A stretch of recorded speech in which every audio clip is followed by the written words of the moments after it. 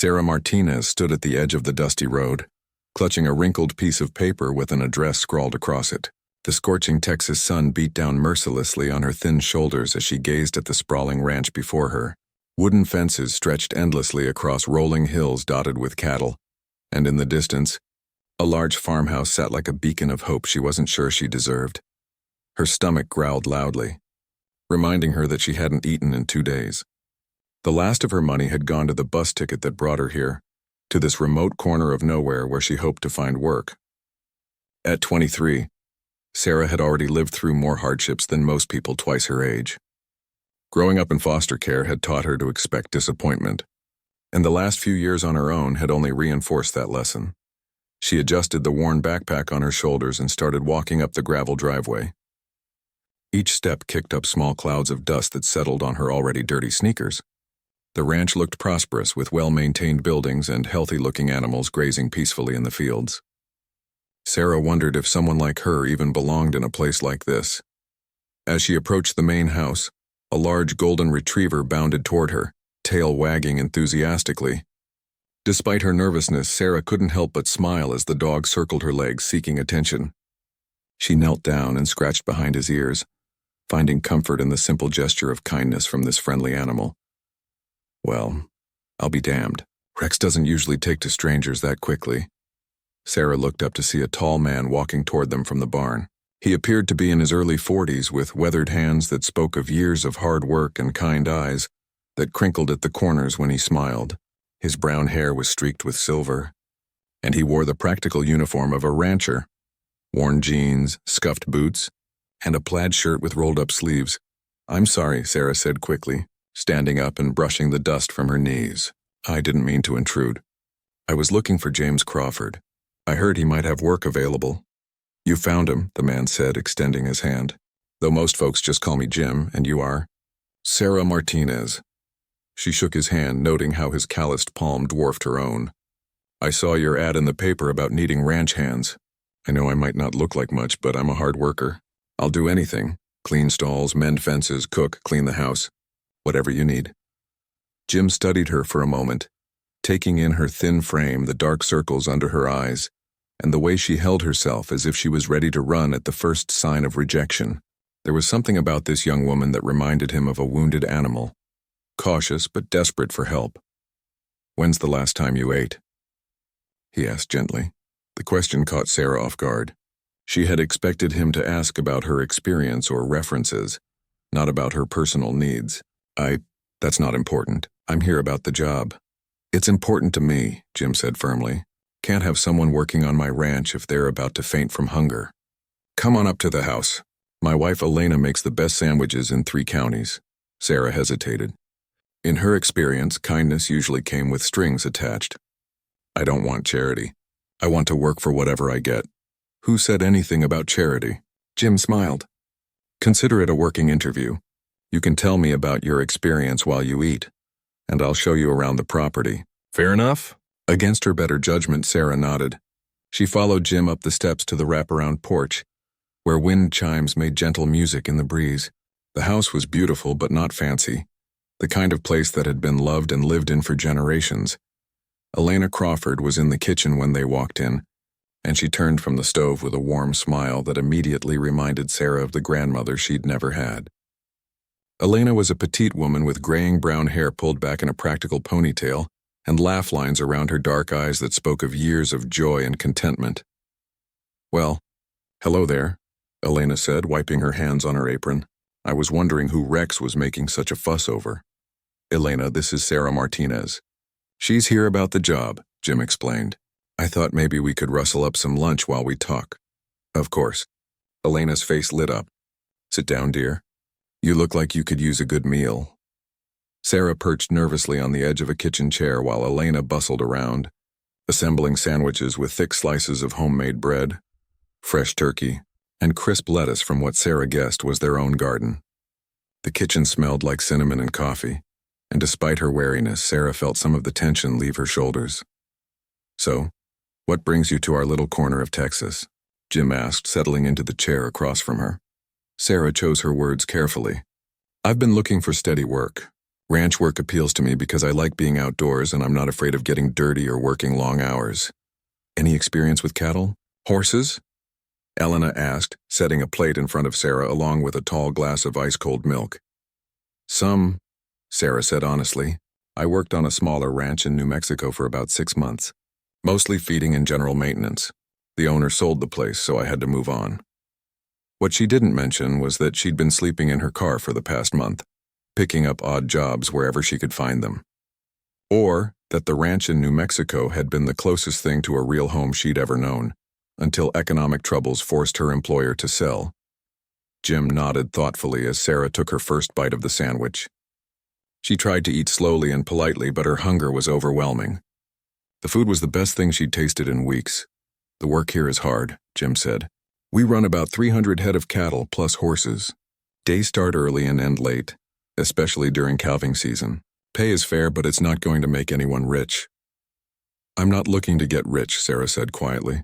I just want honest work and a chance to prove myself. Room and board included, Elena added. There's a small apartment above the barn that's been empty since our last hand moved on to start his own place. It's not fancy, but it's clean and private. Sarah's heart jumped at the mention of actual housing, but she forced herself to remain cautious. What would my duties be? Bit of everything, Jim explained.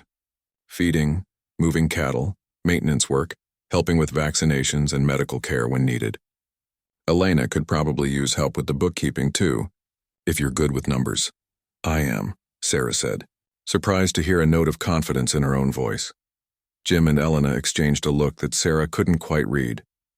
After a moment, Jim leaned forward and clasped his hands together on the table. I'll be honest with you, Sarah. We've had 3 people come by about this job in the past week.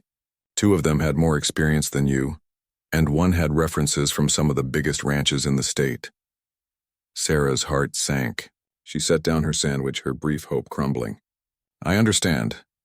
But, Jim continued, neither of them looked like they really needed the work, and Rex didn't take to either of them the way he took to you. In my experience, dogs are pretty good judges of character.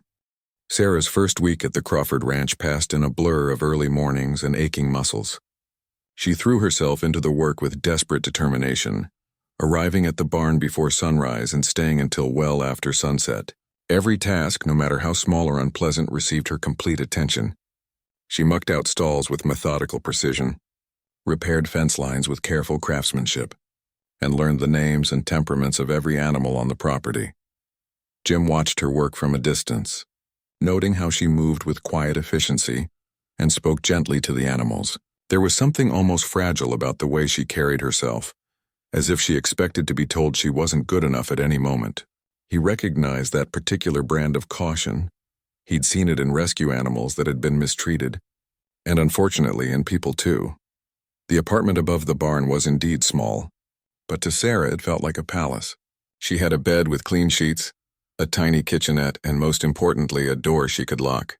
For the first few nights she barely slept, still not quite believing that she had a real roof over her head again. Elena made a point of checking on her regularly, always with some excuse, bringing fresh towels, or a plate of leftover dinner, or asking if she needed anything from town. Sarah accepted these kindnesses with polite gratitude, but Elena could sense the young woman's reluctance to get too comfortable. She's been hurt, Elena told Jim one evening as they watched Sarah working late in the horse paddock, teaching a young colt to lead on a rope. I don't know by who or how badly, but that girl's got walls built up higher than our barn. Jim nodded, remembering his own difficult past. Give her time. Trust isn't something you can rush. On Saturday morning, Sarah was surprised when Jim knocked on her door at what felt like a reasonable hour, instead of the usual pre-dawn call to work. Day off, he announced when she opened the door, already dressed and ready to head to the barn. Elena's making pancakes, and then I thought I might show you some of the prettier parts of the ranch.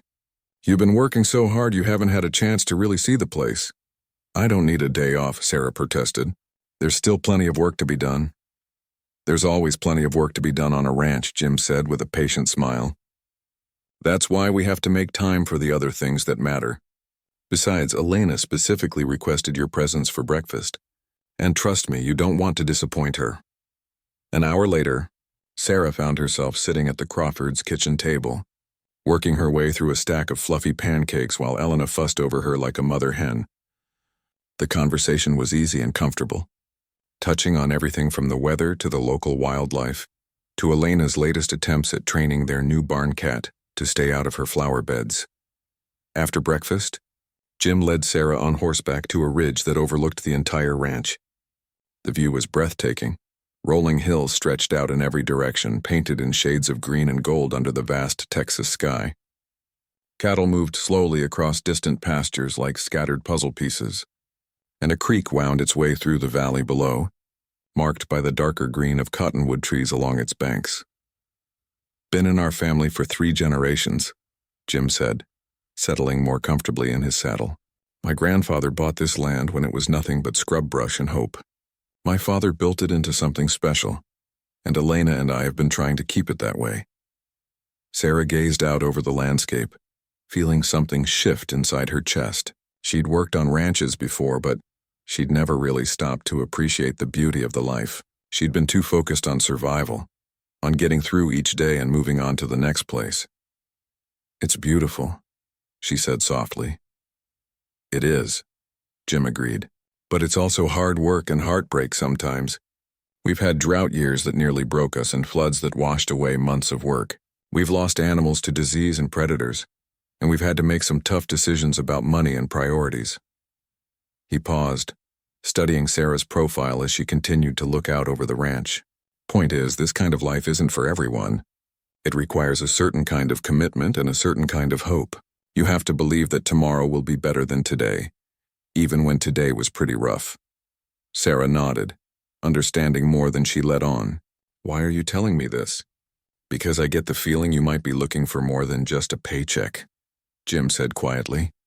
"And I want you to know that if you are, this could be a place where you find it. But I also want you to know that it's okay if you're not ready for that yet." They rode back to the main house in comfortable silence, but Sarah's mind was racing. She'd spent so many years moving from place to place, job to job, that the idea of staying somewhere long-term felt both appealing and terrifying. What if she got attached and then had to leave? What if she let herself hope and then got disappointed? That evening, she was cleaning up the barn when she overheard Jim and Elena talking on the porch. She didn't mean to eavesdrop, but their voices carried in the still night air. "She's been here a week and I still don't think she's unpacked that backpack of hers," Elena was saying. "It's like she's ready to run at any moment." "Can't say I blame her," Jim replied. "Girl's been carrying some heavy burdens. Did you see how she flinched when that delivery truck backfired yesterday? And the way she counts and recounts her money when she thinks no one's looking? She reminds me of you when we first met," Elena said gently. "Remember how long it took you to believe that I wasn't going to leave?" Sarah felt her cheeks burn with embarrassment and something else, a recognition of truth. She did keep her belongings packed. She did calculate and recalculate her meager savings, and she did flinch at unexpected noises, always ready for the next crisis or disappointment. The next morning, she threw herself into her work with even more intensity, trying to prove her worth through sheer effort. She was repairing a water trough when the wrench slipped and she scraped her knuckles against the rough metal. Blood welled up from several small cuts, but she ignored it and kept working. "Sarah." Jim's voice was gentle but firm. "Let me see that hand." "It's fine," she said quickly, trying to hide the injury. "Just a little scratch." "Let me see it," he repeated, and something in his tone made her reluctantly extend her hand. Jim examined the cuts with the practiced eye of someone who'd dealt with plenty of ranch injuries. "These need to be cleaned and bandaged. Come on up to the house." "Really, it's not necessary." "It's necessary," he said, cutting off her protest. "Infection is nothing to mess around with out here." In the kitchen, Elena clicked her tongue sympathetically as she gathered first aid supplies. "Sit down, sweetheart. This might sting a little." As Elena gently cleaned the cuts, Sarah found herself fighting back unexpected tears. It wasn't the pain that got to her. She'd endured much worse. It was the care, the gentle way Elena handled her injured hand, the concern in both their faces. When was the last time someone had taken care of her when she was hurt? "There we go," Elena said, applying antibiotic ointment and wrapping the hand in clean gauze. "Good as new, but I want you to take it easy for the rest of the day." "I'm fine to work," Sarah insisted. "I'm sure you are," Jim said, settling into the chair across from her. But sometimes taking care of yourself isn't about what you can push through. Sometimes it's about accepting that you deserve to be treated gently.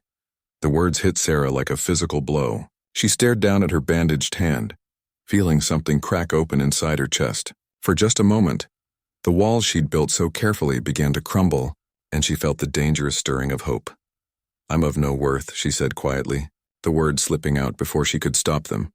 The silence that followed was deafening. Sarah immediately regretted speaking, but she couldn't take the words back now. Jim reached across the table and clasped Sarah's uninjured hand in both of his work-roughened ones. His touch was warm and steady, and when she looked up, his eyes were filled with a kindness that made her throat tight. "That's the biggest lie anyone's ever told you," he said with quiet conviction, "and I'm sorry that someone made you believe it." Sarah tried to pull her hand away, but Jim's grip was gentle yet firm. She felt exposed, vulnerable in a way that terrified her. "You don't understand. I've never been able to stay anywhere long. I mess things up. People get tired of dealing with my problems." "What problems?" Elena asked softly, settling into the chair beside her husband. The question hung in the air like a challenge. Sarah had spent so many years keeping her story locked away that she wasn't sure she remembered how to tell it. But something about the quiet kitchen, the bandaged hand, and the patient faces watching her made the words come tumbling out. "I grew up in foster care," she began, her voice barely above a whisper. "Bounced around between different homes from the time I was 5 until I aged out at 18. Some families were okay, some weren't, but none of them kept me long enough for it to matter." She paused, gathering courage to continue. "The last family I lived with had 3 other foster kids. The dad, Mr. Peterson, he used to tell us every day that we were worthless, that no one would ever want us permanently. He said we were just meal tickets and that we better be grateful for even that much." Elena made a small sound of distress, but Sarah kept talking, afraid that if she stopped she'd never finish. "When I turned 18, they gave me $200 and a garbage bag of clothes and told me I was on my own. I got a job at a diner, shared a room with another girl who'd been in the system. Thought maybe I could build something, you know, go to community college, learn a trade." "What happened?" Jim asked gently. "The girl I was rooming with got into drugs, started bringing dangerous people around. I came home one day and found 2 men going through our stuff. They said I owed them money for something she'd taken. I tried to explain that I didn't know anything about it, but they didn't care." Sarah's voice cracked slightly. "They beat me up pretty bad. Broke 3 ribs and gave me a concussion. When I got out of the hospital, they'd trashed the apartment and stolen everything I owned, including the money I'd been saving for school." The kitchen was completely silent except for the soft ticking of the clock on the wall. Sarah couldn't bring herself to look at either Jim or Elena, certain she'd see pity or disgust in their faces. "After that, I started moving around more. Figured it was safer not to get too comfortable anywhere.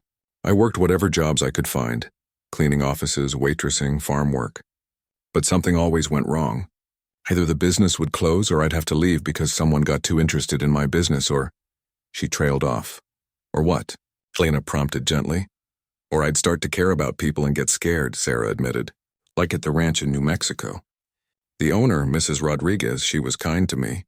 Started talking about helping me get my GED. Maybe even helping me apply for agricultural college. And I panicked. Started making mistakes, showing up late, picking fights over nothing, because I knew it couldn't last anyway, and it seemed easier to ruin it myself than wait for it to fall apart." Jim's thumb traced gentle circles over her knuckles. "So when Mrs. Rodriguez had to sell the ranch, you felt like you'd caused it somehow?" It wasn't a question, and Sarah nodded miserably. "She told me the sale had nothing to do with me, that it was just bad market timing and drought. But part of me wondered if things might have been different if I'd been a better worker, if I'd accepted her help instead of pushing her away." "Oh, sweetheart," Elena murmured. "You can't carry that kind of guilt. Economic factors are completely outside your control." "But the pattern is always the same," Sarah said desperately. "I find someplace that seems good, I start to hope, and then everything falls apart. So I figured maybe Mr. Peterson was right. Maybe I really am worthless and I should stop expecting anything different." The silence stretched out again, but this time it felt different. Not awkward or pitying, but thoughtful. Finally, Jim spoke. "Can I tell you something about me?" he asked. Sarah nodded, curious despite her emotional exhaustion. "I wasn't born on this ranch. I grew up in Houston in a neighborhood where gunshots at night were more common than crickets. My dad was an alcoholic who disappeared when I was 12, and my mom worked 3 jobs just to keep us in a crappy apartment. Sarah looked up, surprised. Jim seemed so solid, so rooted in this place. I was angry all the time, he continued. Got in fights at school, ran with a bad crowd, spent a couple nights in juvenile detention. My mom kept telling me I was throwing my life away, but I figured I didn't have much of a life to throw away anyway. What changed? Sarah asked. My senior year of high school, I got arrested for vandalism. Nothing major, just spray painting an overpass with some friends. But the judge gave me a choice, community service or jail time. I chose community service, and they assigned me to help out at a horse rescue ranch outside the city. Jim smiled at the memory. I hated it at first, thought it was beneath me, shoveling manure and cleaning stalls. But the woman who ran the place, Mrs. Chen, she was patient with me. She taught me how to work with horses, how to read their body language, how to earn their trust. And that's where you learned to ranch? Elena asked, though Sarah sensed she'd heard this story before. That's where I learned about myself, Jim corrected. Mrs. Chen used to say that horses could sense when someone was genuine and when they weren't. She said I had good hands and a calm presence, but that I was wasting both on being angry at the world. Sarah found herself leaning forward, caught up in the story despite herself. One day, there was this horse, a big bay gelding named Thunder, who'd been abused by his previous owner. He was aggressive, wouldn't let anyone near him without trying to bite or kick. Mrs. Chen said he was probably going to have to be put down because he was too dangerous. Jim's eyes grew distant, but I saw something in him. Maybe because I recognized it. He wasn't mean, he was scared. And he was protecting himself the only way he knew how. What did you do? Sarah whispered. I started spending extra time with him, just sitting by his stall, not trying to touch him or make him do anything, just being there. It took weeks, but eventually he started letting me closer. Then one day he let me brush him, and that's when I realized something important. Jim looked directly at Sarah. Just because someone or something has been hurt doesn't mean they're broken. Sometimes they just need time and patience and someone who believes they're worth saving. Sarah felt tears she'd been holding back for years finally spill over. But what if they're not? What if some people really are just damaged goods? Jim's grip on her hand tightened slightly. Then I guess that bay gelding I've been riding for the past 20 years is damaged goods too. Because Thunder's the horse that taught me everything I know about trust and second chances. He's also the horse that carried me safely through 2 decades of ranch work, through good times and bad. He's still here? Sarah asked through her tears.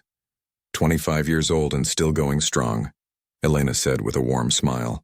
Jim won't admit it, but Thunder's his favorite. That horse would do anything for him now. Sarah wiped her face with her free hand, feeling something she hadn't experienced in years.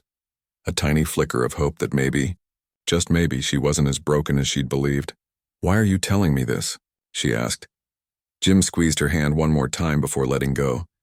Because I see the same thing in you that Mrs. Chen saw in me, and that I saw in Thunder. You're not worthless, Sarah, you're wounded, and there's a world of difference between the two.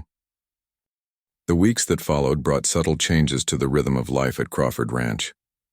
Sarah still worked with the same intensity, but there was something different in the way she moved through her days.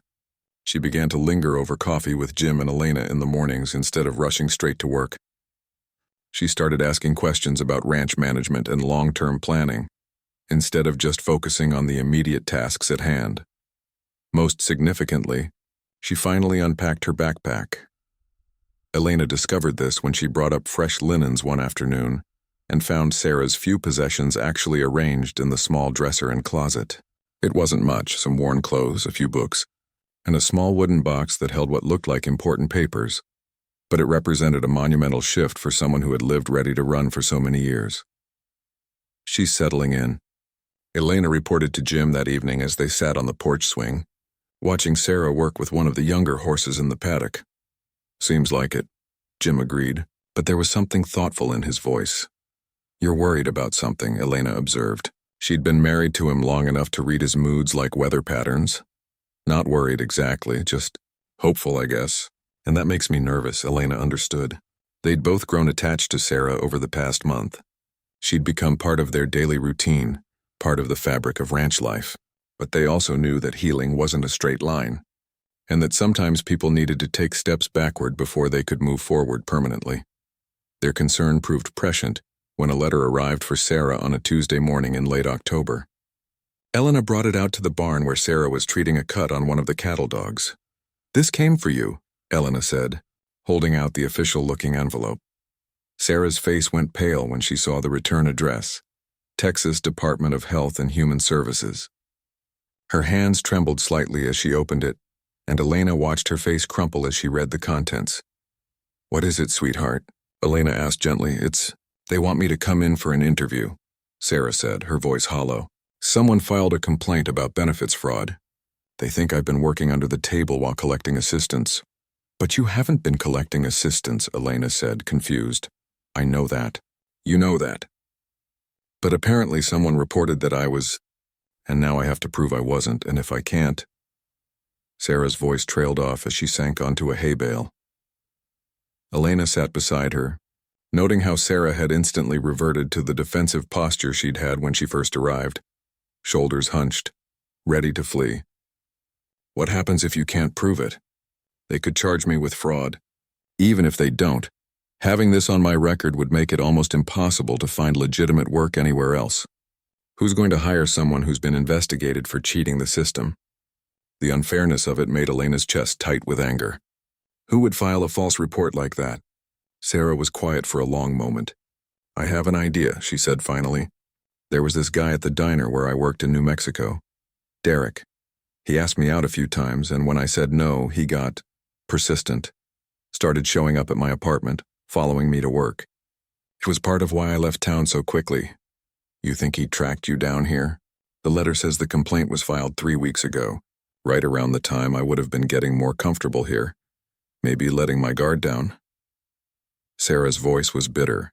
"Derek always said that girls like me, foster kids, girls with no family, we needed to learn our place. That we couldn't just reject someone like him without consequences." Elena felt a surge of protective fury. "Sarah, this is harassment, stalking. You need to report this to the police," but Sarah was already shaking her head. "With what proof? And even if they believed me, the damage is already done. I have to appear at this interview, and even if I clear my name, Derek knows where I am now. He'll just find new ways to make my life hell." She stood up abruptly, pacing to the barn door and staring out at the ranch that had become home. "I should leave. Tonight, before this gets any worse, before it reflects badly on you and Jim." "Absolutely not," Elena said firmly. "We're not letting you run away from this. We're going to fight it." "Elena, you don't understand. People like me, we don't win fights like this. The system isn't designed for us to win. It's designed to keep us down, keep us moving, keep us from getting too comfortable or thinking we deserve better." The defeat in Sarah's voice broke Elena's heart. "Is that really what you believe?" Sarah turned back to her, and Elena could see the walls going back up brick by brick. "It's what I know. It's what I should have remembered instead of getting attached to this place." That evening, Jim found Sarah in the barn, methodically packing her few belongings back into the worn backpack. Her movements were efficient but mechanical, as if she was operating on autopilot. "Going somewhere?" he asked mildly. "You know I am," Sarah said without looking up. "Elena told you about the letter." "She did." Jim leaned against the stall door watching her pack. "Seems like a complicated situation." "It's not complicated at all," Sarah said, her voice flat. "Someone wants to destroy my life, and they have the power to do it. So I leave before they can. And go where?" Sarah paused in her packing. "I don't know. Somewhere else. Somewhere he can't find me. For how long?" The question hung in the air. Sarah resumed packing, but Jim could see the tension in her shoulders. "As long as it takes," she said finally. "As long as what takes?" "As long as—" Sarah stopped, her hand stilling on the backpack. "I don't know, okay? As long as it takes for him to get bored and move on to someone else. And if he doesn't? If he's the kind of person who enjoys the chase? What then?" Sarah sank down onto her narrow bed, suddenly looking exhausted. "Then I keep running. It's what I do. It's what I'm good at." Jim moved closer, settling into the room's single chair. "You know what I think? I'm sure you're going to tell me. I think you're not running from Derek. I think you're running from the possibility that this place, this life, might actually work out. Because if it works out, you might have to admit that you deserve good things. Sarah's head snapped up, her eyes flashing with anger. That's not fair, isn't it? You've been here 2 months, Sarah. 2 months of steady work, steady pay, steady kindness. And the first time something threatens that stability, your instinct is to run instead of fight. Because fighting doesn't work, Sarah exploded, jumping to her feet. You want to know what happens when people like me fight? We get crushed. We get labeled as troublemakers, as liars, as people who can't be trusted, and then we end up in worse situations than we started in. People like you, Jim repeated quietly. You keep saying that. People like you. What kind of people are you talking about, Sarah? You know what I mean. No, I don't. Tell me. Sarah stared at him for a long moment, her chest rising and falling with rapid breaths. Broken people, damaged people, people who grew up in the system and aged out with nothing, people who don't have families or connections or anyone to vouch for them when things go wrong. People who survived, Jim said simply. The word hit Sarah like a physical blow. She'd never thought of herself as a survivor, only as someone who'd been lucky enough to avoid the worst possible outcomes. Surviving isn't the same as succeeding, she said weakly. Isn't it? You're 23 years old, Sarah. You've kept yourself fed and housed and out of serious trouble for 5 years with no help from anyone. You've learned skills, held jobs, built temporary homes in a dozen different places. You've endured abuse and betrayal and disappointment, and you're still here. Still trying. Still hoping even when you don't want to admit it. Jim stood up, moving to look out the small window that faced the main house. You want to know what I see when I look at you? I see someone who's been knocked down more times than anyone should be, but who keeps getting back up. I see someone who works twice as hard as she needs to because she's afraid of being seen as lazy. I see someone who's so afraid of being a burden that she tries to solve every problem by herself. He turned back to face her. But most of all, I see someone who's been told she's worthless so many times that she believes it, even though every single day she proves the opposite. Sarah stared at Jim for a long moment, her defenses warring with something deeper, a desperate want to believe him. Finally, she sank back down onto the bed, her shoulders sagging with exhaustion. What if you're wrong? She whispered. What if I let myself believe that and then everything falls apart anyway? What if Derek finds a way to destroy this place too, just to hurt me? Then we'll deal with it, Jim said firmly. Together. All 3 of us. You don't know what he's capable of. The things he said to me, the way he looked at me. He's not going to stop, and I can't ask you and Elena to put yourselves at risk for someone like me. Jim sat back down, this time on the edge of the bed beside her. Sarah, I need you to listen to me very carefully. Elena and I aren't just your employers. We're not even just your friends. Over these past 2 months, you've become family to us. Sarah's breath caught. Don't say that. Why not? It's true. Elena's been happier than I've seen her in years, having someone to mother again. And me? I haven't felt this good about the future of the ranch since we lost our son.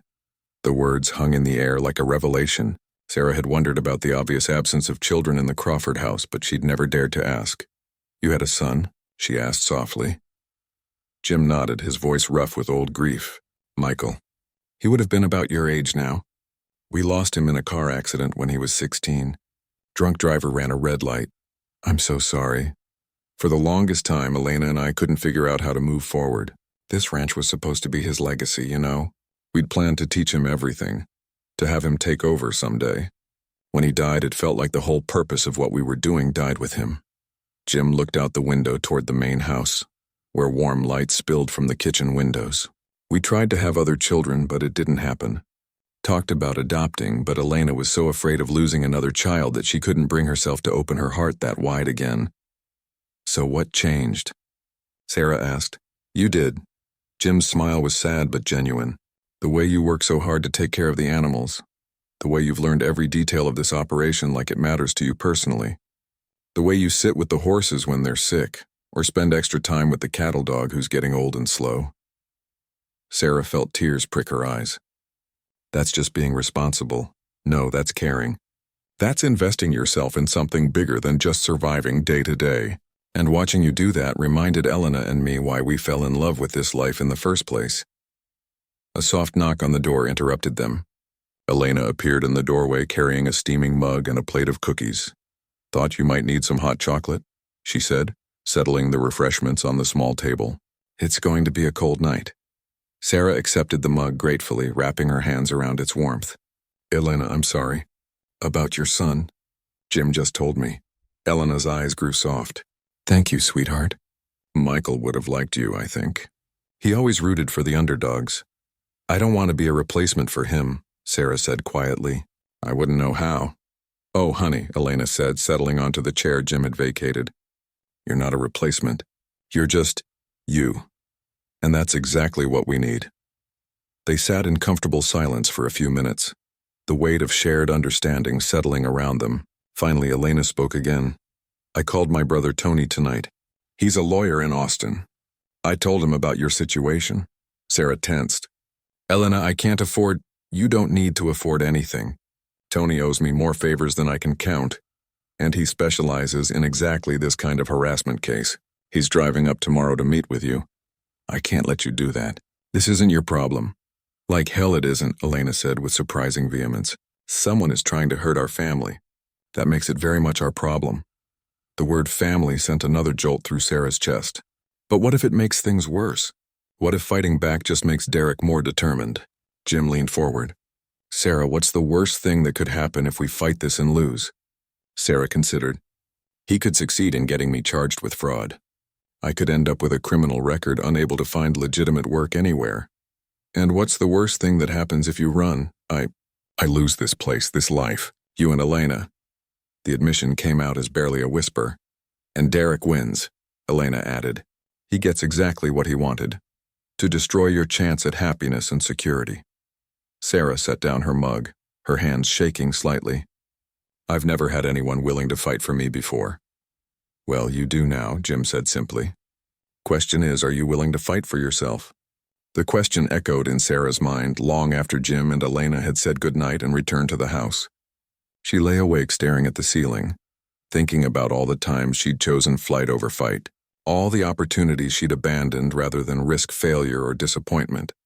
But she also thought about the past 2 months, the satisfaction of watching sick animals recover under her care, the pride she'd felt when Jim praised her work on the fence repairs, the sense of belonging she'd experienced sitting around the Crawfords' kitchen table. For the first time in her life, she had something worth fighting for. The next morning, she found Jim and Elena in the kitchen earlier than usual, both looking tired but determined. I've been thinking, Sarah said without preamble, about what you said last night. And? Elena prompted gently. I want to fight. I'm scared, and I don't know if we can win, but I want to try. Sarah's voice grew stronger as she spoke. This place, this life with you two, it's the first time I've ever felt like I belonged somewhere. And if Derek thinks he can take that away from me, he's wrong. Jim's face broke into the first genuine smile Sarah had seen from him since the letter arrived. That's my girl. Elena jumped up and wrapped Sarah in a fierce hug. We're going to beat this, sweetheart. All of us together. At 10 o'clock that morning, Tony Ramirez arrived at the ranch in a dust-covered pickup truck that looked nothing like what Sarah had expected from a lawyer.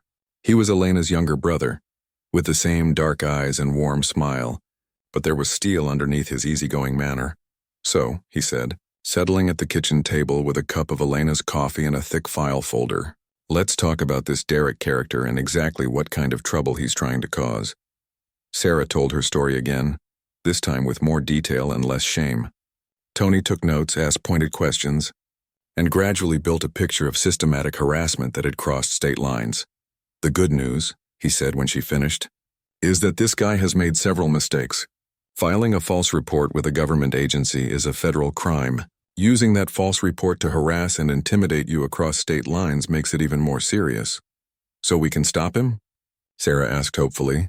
We can absolutely stop him, but more than that, we can make sure he never bothers you or anyone else like this again. I'm going to contact the FBI field office in Albuquerque this afternoon. Sarah felt something she'd almost forgotten how to feel, hope mixed with righteous anger. For the first time in her life, someone was going to be held accountable for trying to hurt her. There's something else, Tony continued. Elena mentioned you never finished high school. Sarah nodded, embarrassed. We're going to fix that too. I know a program that helps people in your situation get their GED and even college credits. If you're interested in ranch management or agricultural science, there are scholarships specifically for people from difficult backgrounds. Sarah looked around the table at the three people who had somehow become her family, feeling overwhelmed by the possibilities opening up before her. "Why?" she asked. "Why are you all doing this for me?" It was Elena who answered, reaching across to squeeze Sarah's hand. "Because you're worth fighting for, sweetheart. And because fighting for you means fighting for the kind of world we want to live in. One where good people don't have to keep running from bad ones." 6 months later, Sarah stood in the same spot where she'd first arrived at Crawford Ranch, but everything had changed. The dusty road looked the same. The rolling hills stretched endlessly toward the horizon, and the farmhouse still sat like a beacon against the vast Texas sky. But Sarah herself was transformed. The investigation into Derek's harassment had moved swiftly once Tony involved federal authorities. It turned out that Sarah wasn't Derek's first victim. He had a pattern of targeting vulnerable women across multiple states. The FBI had been building a case against him for months, and Sarah's complaint provided the final pieces they needed. Derek was now serving 18 months in federal prison, and a restraining order would keep him away from Sarah for years to come. The fraudulent benefits complaint had been dismissed within a week, once authorities realized it was part of a harassment campaign. Sarah's record was completely cleared, and the Texas Department of Health and Human Services had even issued a formal apology for the distress their investigation had caused. But the external victories, satisfying as they were, paled in comparison to the internal changes Sarah had experienced. She'd passed her GED exam with flying colors and was now enrolled in online courses through the State Agricultural College.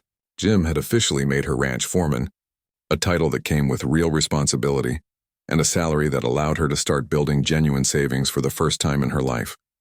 More importantly, she'd learned to accept love and support without constantly waiting for it to be taken away. The small apartment above the barn now felt like home, decorated with photos of the ranch and the animals she cared for, along with a few pictures of her chosen family, Jim, Elena, and even Tony, who'd become a regular visitor. On this particular morning, Sarah was waiting for a special arrival.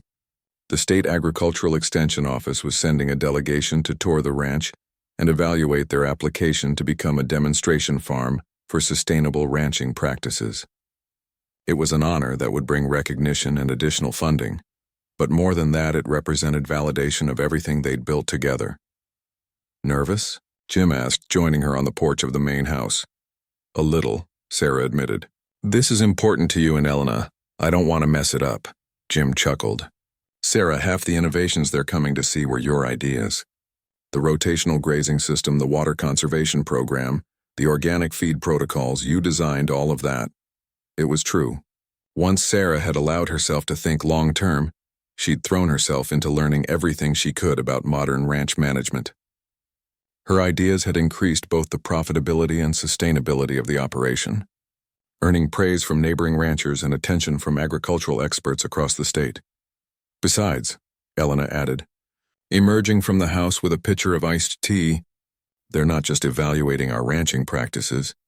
They're looking at our mentorship program too." Sarah smiled at the mention of their newest initiative. 6 months ago, they'd started taking in young people aging out of foster care, offering them work experience and life skills training.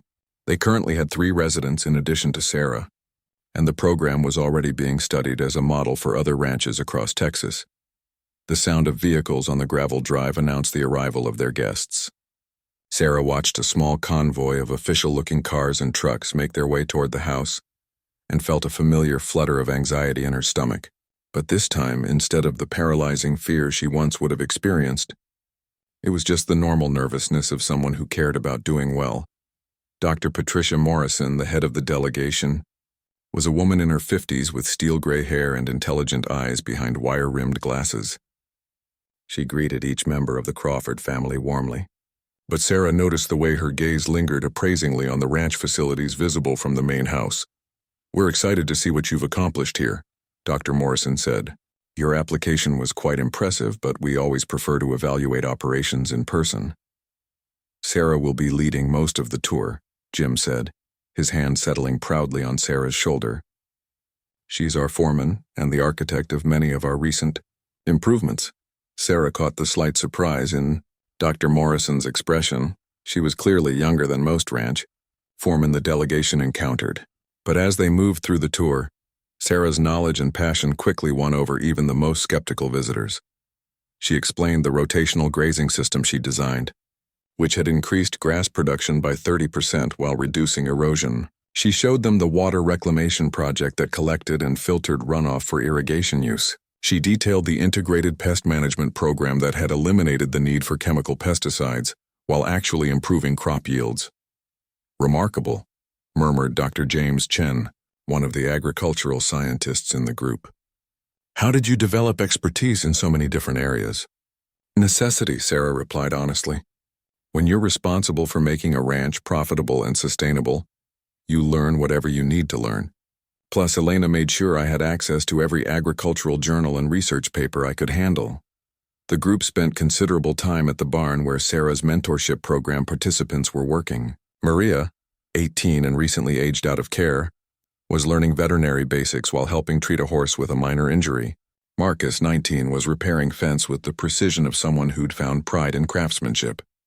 Katie, 20, was in the office working on the ranch's financial records as part of her training in agricultural business management.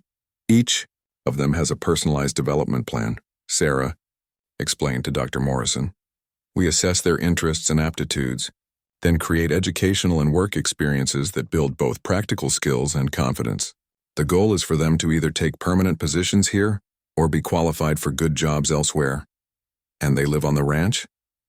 "In renovated bunkhouses that give them privacy but also community. Elena makes sure everyone has at least one family dinner together each week, and we have regular mentoring sessions to work through any challenges." Dr. Morrison nodded thoughtfully. "What's your retention rate?" "So far, 100%, Elena said, joining the conversation. "Though we've only been operating for 6 months.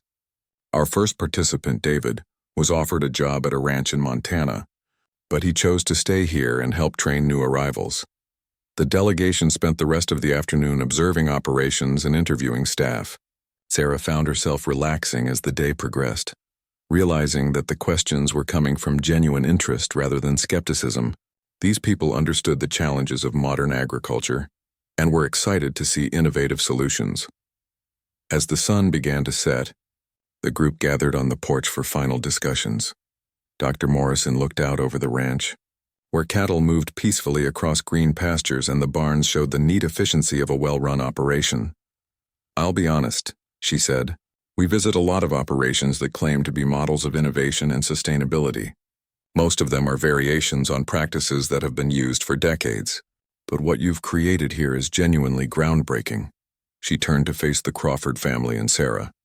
"The integration of environmental sustainability, economic viability, and social responsibility is exactly what modern agriculture needs. But what impressed me most was the mentorship program. Too many young people age out of foster care with no practical skills or support system. What you're providing here could change lives on a generational level." Sarah felt her throat tighten with emotion. "It already has," she said quietly. "Starting with mine." Dr. Morrison smiled. "Yes, Jim told me a bit of your story. From foster care to ranch foreman in 2 years, that's quite a journey." "It would never have happened without Jim and Elena," Sarah said. "They saw something in me that I couldn't see in myself." "And now you're passing that gift along to others," Dr. Morrison observed. "That's the mark of true leadership." 2 weeks later, the official letter arrived designating Crawford Ranch as a Texas Model Demonstration Farm, with a special commendation for their innovative youth mentorship program. The designation came with a substantial grant for further program development and research, as well as recognition that would attract visitors and students from across the country. Sarah read the letter aloud at dinner that night, with the current mentorship participants gathered around Elena's big kitchen table. When she finished, the room erupted in cheers and applause. "This is just the beginning," Jim said, raising his glass of iced tea in a toast. "To Sarah, who turned our ranch into something we never could have imagined." "To all of us," Sarah corrected, looking around the table at the faces of her chosen family. "To second chances and new beginnings." Later that evening, Sarah walked out to the ridge where Jim had first brought her months ago. The view was the same, rolling hills stretching endlessly under a vast star-filled sky. But her perspective had completely changed. Where once she'd seen only uncertainty and the probability of disappointment, she now saw possibility and home. Her phone buzzed with a text from Tony. Saw the news about the demonstration farm designation. Proud of you, kid. Mom and Dad would be too. Sarah smiled, thinking about Elena and Jim asleep in the farmhouse below. Tony was right, they would be proud. More importantly, she was finally proud of herself. She thought about that scared, hungry young woman who'd walked up this same driveway almost a year ago, convinced she was worthless and expecting to be turned away. That woman could never have imagined the life Sarah was living now. Meaningful work, genuine relationships, a future full of possibility. But mostly she thought about Jim's words on that day when she'd been ready to run. Just because someone has been hurt doesn't mean they're broken. It had taken time to truly believe those words, but now she knew them to be absolutely true. She wasn't broken. She was strong, capable, and worthy of love. And tomorrow, she would wake up in her own home, surrounded by people who valued her, ready to continue building something meaningful and lasting. For the first time in her life, Sarah Martinez knew exactly where she belonged. The young woman who had once whispered, "I'm of no worth," now stood tall under the Texas stars, understanding finally that her worth had never been in question. It had always been there, waiting for the right people to help her see it and the right moment for her to claim it as her own.